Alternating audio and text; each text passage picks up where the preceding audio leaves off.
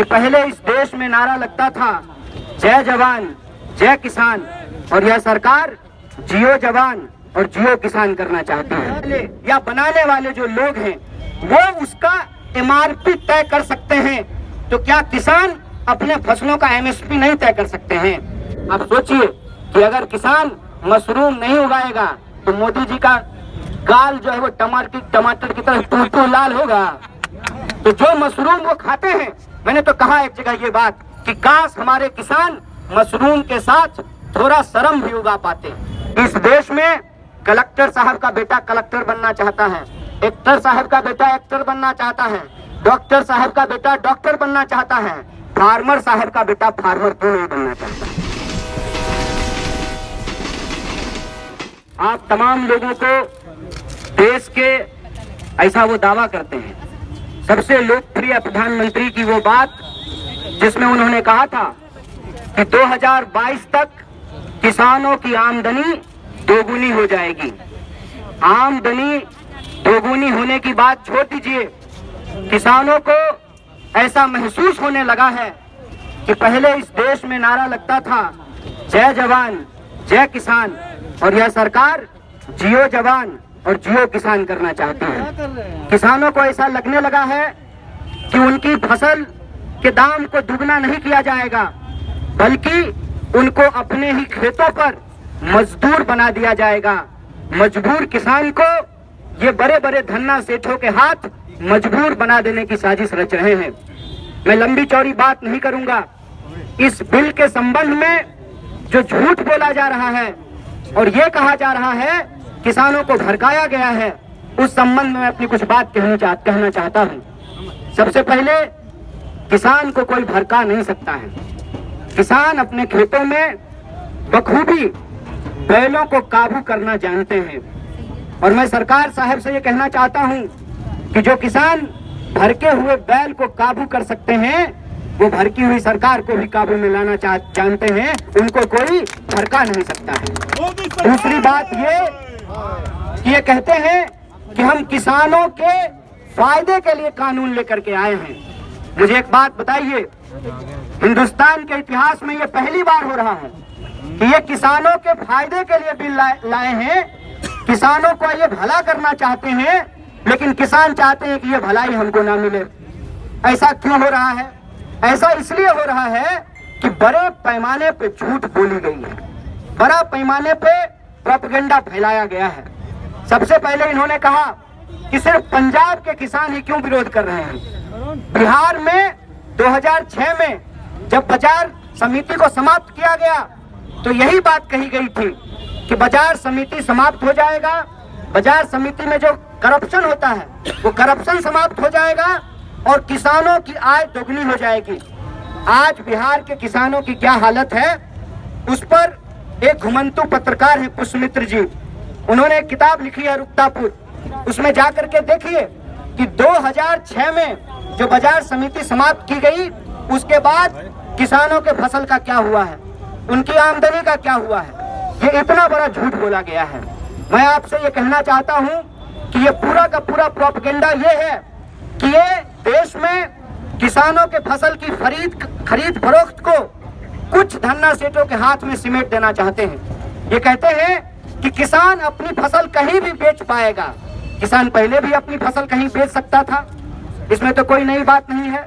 और आप कहते हैं कि दूसरे राज्य में भी किसान जाकर के अपने फसल को बेच सकता है।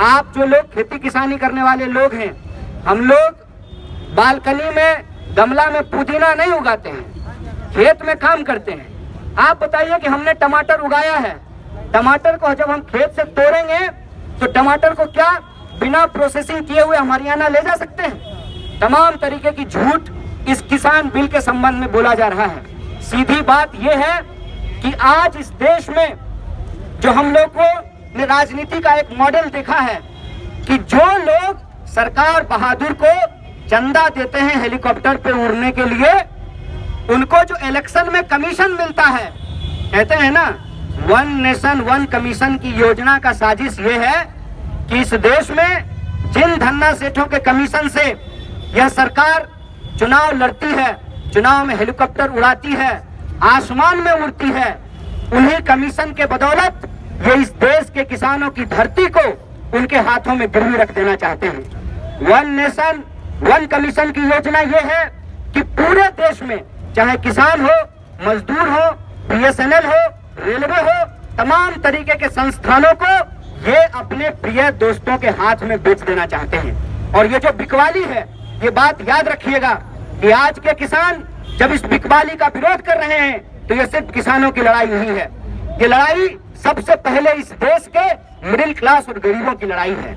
मिडिल क्लास और गरीबों की लड़ाई कैसे है आप देखेंगे। हम पटना में बात करते हैं, जब बख्तियारपुर के किसान, भंडारक के किसान सब्जी लेकर के सुबह शटल से आते हैं पटना, तो तमाम मंडियों में सब्जियां पहुंचती हैं और वहां पे कंपटीशन होता है। और मिडिल क्लास के जो लोग हैं झोला लेकर के 5 दुकान में घूम करके सस्ता भिंडी और सस्ता मिर्च खरीद लेते हैं।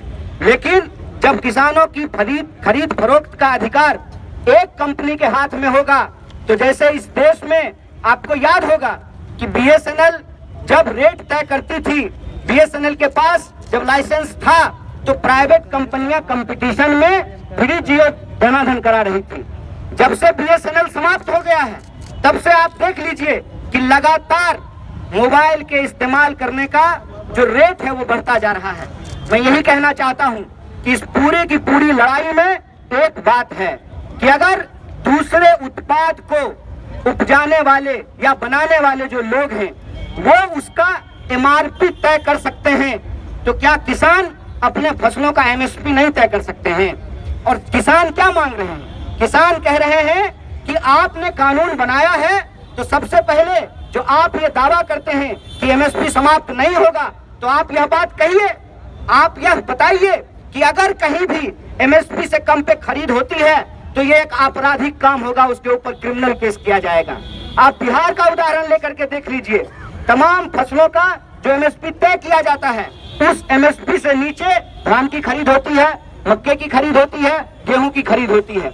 अभी तो सिर्फ कुछ अनाजों का एमएसपी तय किया जाता है। मैं कहता हूं कि हम सिर्फ अनाज खा करके जिंदा नहीं रहते हैं, हमको तेल की जरूरत पड़ती है, हमको टमाटर की जरूरत पड़ती है, हमको सब्जियों की जरूरत पड़ती है। क्या किसी भी चीज का एमएसपी तय किया जाता है? आप किसानों के बारे में सोचिए, जब अपने खेत में वो गोभी तोड़ करके मंडियों की तरफ चलते हैं और कहते हैं जो वहाँ पे मंडियों में बैठने वाले लोग हैं कि आज गोभी बहुत उतर गया है, इसीलिए आपको गोभी का रेट नहीं मिलेगा। इतना कम रेट मिलता है किसानों को कि कई बार वो खेत में ही फसल छोड़ देते हैं। ये जो इस देश में अन्नदाताओं के साथ इतना बड़ा अत्याचार हो रहा है, और इस अत्याचार में जो सबसे साजिश वाली बात यह है कि इस देश में नारा लगा जय जवान जय किसान। आज किसानों को जो खेत में अपने देश में अपने लोगों को अनाज पहुंचाने के लिए, खिलाने के लिए शहादत दे रहे हैं, जिनके बच्चे बॉर्डर पे शहादत दे रहे हैं, आज कि जवानों के पिताजी के ऊपर उन्हीं जवानों के द्वारा लाठियां भंजवाई जा रही है। तो जय जवान जय किसान का जो ये नारा है, इसको अगर हम मुकम्मल करना चाहते हैं, इसको अगर हम पुख्ता करना चाहते हैं, तो एक बात हमको समझना पड़ेगा कि ओवरऑल पूरी संपूर्णता में जब आप इस लड़ाई को देखेंगे, जैसा कि पूर्व के वक्ताओं ने आपको कहा कि मजदूर अपने हक के लिए लड़ रहे हैं, नौजवान अपने हक के लिए लड़ रहे हैं, विद्यार्थी अपने हक के लिए लड़ रहे हैं, किसान अपने हक के लिए लड़ रहे हैं। दरअसल ये लड़ाई अलग अलग नहीं है, ये लड़ाई इस देश में जमहूरियत को बचाने की लड़ाई है। ये लड़ाई इस देश में को कुछ धन्ना सेठों के हाथ बिकने से बचाने की लड़ाई है। ये लड़ाई इस देश में तमाम वर्ग के, चाहे वो मिडिल क्लास हो, चाहे वो मजदूर हो, चाहे वो किसान हो, चाहे वो गरीब हो, महिला हो, आदिवासी हो, तमाम तरीके के शोषित पीड़ितों के हक और अधिकार को बचाने की लड़ाई है, आने वाली पीढ़ी को बचाने की लड़ाई है। इसीलिए इस लड़ाई को हम लोकतंत्र और संविधान बचाने की लड़ाई के तौर पर देखते हैं। इसीलिए हमारा आप तमाम लोगों से आग्रह है, और एक बार यहाँ जो मौजूद हैं तमाम किसान संगठन के लोग, उनके तमाम नेताओं को और आप तमाम साथियों को बधाई देते हुए, उनका स्वागत करते हुए कहना चाहते हैं कि इस लड़ाई को हमको जय जवान जय किसान और जय संविधान के तौर पे लड़ना पड़ेगा, और इस देश की सरकार को बताना पड़ेगा कि इस देश में जो कमाने वाले लोग हैं, उनके कमाने के अधिकार को, उनके काम को, उनके फसल के दाम को और लोगों के पढ़ने लिखने काम करने के अधिकार को आप छीन नहीं सकते हैं। ये हमारा लोकतांत्रिक अधिकार है और इस लोकतंत्र को बचाने की लड़ाई में, किसानों, मजदूरों, आम लोगों को बचाने की इस लड़ाई में हम लोग कंधे से कंधे मिला करके खड़ा हैं। हम किसान नहीं हैं, लेकिन हम किसान परिवार से आते हैं और हम ये जानते हैं कि किसान अगर अनाज नहीं उगाएगा, आप सोचिए कि अगर किसान मशरूम नहीं उगाएगा तो मोदी जी का गाल जो है वो टमाटर की तरह टूटू लाल होगा। तो जो मशरूम वो खाते हैं, मैंने तो कहा एक जगह ये बात कि काश हमारे किसान मशरूम के साथ थोड़ा शर्म भी उगा पाते और इस देश के बेशर्म नेताओं को फ्री धनिया स्कीम में जो है थोड़ा शर्म भी दे पाते, तब इनको समझ में आता कि किसान आज किन परिस्थितियों से गुजर रहा है। एक आखिरी उदाहरण के साथ मैं अपनी बात को खत्म करूंगा।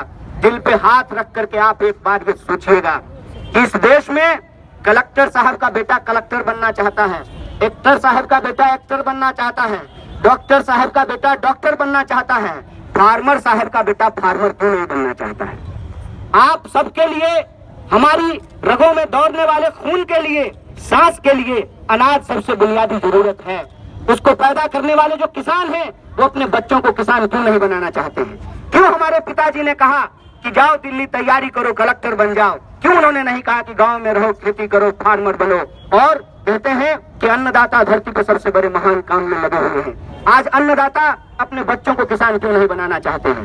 इसीलिए नहीं बनाना चाहते हैं कि उनको मालूम है कि हार तोड़ मेहनत करने के बाद जब वो अपने फसल को बेचने के लिए जाएंगे तो उनका फसल ही उनके लिए फांसी का फंदा बना दिया जाएगा। ऐसी व्यवस्था देश के अंदर की गई है। इस व्यवस्था को बदलने के लिए देश के जो किसान हैं उनके पक्ष में हम तमाम लोगों को, चाहे हमारा कुछ भी प्रोफेशन हो, हमारा कोई भी वर्ग हो, उनके साथ हमको खड़ा होना चाहिए और हमको ये सोचना चाहिए कि किसानों को बदनाम करने की जो साजिश है, इस बदनामी से हमको घबराने का जरूरत नहीं है। और एक उदाहरण आप लोग जानते हैं कि जब किसी विधवा की जमीन कब्जा करना हो तो सबसे पहले उसका चरित्र हरण किया जाता है, सबसे पहले उसको डायन होने का आरोप लगाया जाता है।